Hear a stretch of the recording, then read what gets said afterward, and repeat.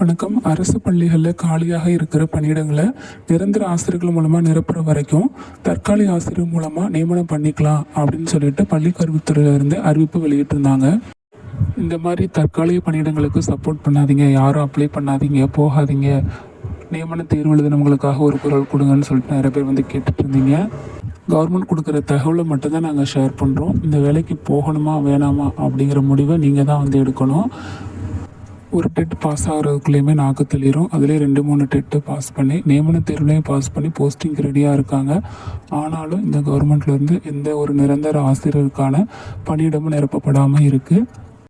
படித்தவங்களுக்கு தான் அதோட வழி என்ன அப்படிங்கிறது தெரியும். பட் இருந்தாலும் தற்காலிக ஆசிரியர் பணியிடங்களுக்கு போகணுமா வேணாமா அப்படிங்கிற முடிவு அவங்களோட அடிப்படை வாழ்வாதாரத்தை பொறுத்தது.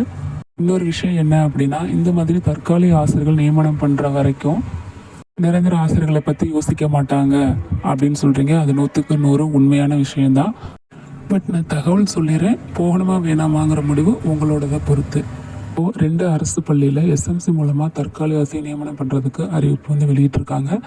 எந்த ஸ்கூலு அப்படின்னு பார்த்தீங்கன்னா அனுப்பூர்பாளையம் வந்து சொல்லியிருக்காங்க. அனுப்பூர்பாளையம் அரசு மேல்நிலைப் பள்ளியில் முதுகலை ஆங்கில ஆசிரியர் பணியிடத்திற்கு விண்ணப்பங்கள் வரவேற்கப்படுகின்றதுன்னு சொல்லியிருக்காங்க.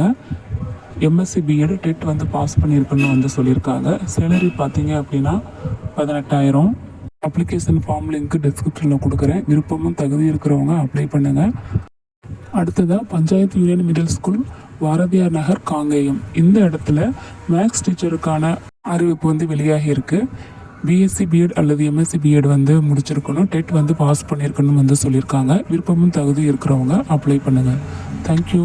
அடுத்தடுத்த மாவட்டங்களுக்கு தகவல் கிடைச்சதை நான் அப்டேட் பண்ணுறேன், வாட்ச் பண்ணிக்கோங்க. அதே போல் இந்த சேனலுக்கும் உங்களுக்கு பிடிச்சிருந்தால் சப்போர்ட் பண்ணுங்கள், சப்ஸ்கிரைப் பண்ணி. தேங்க்யூ.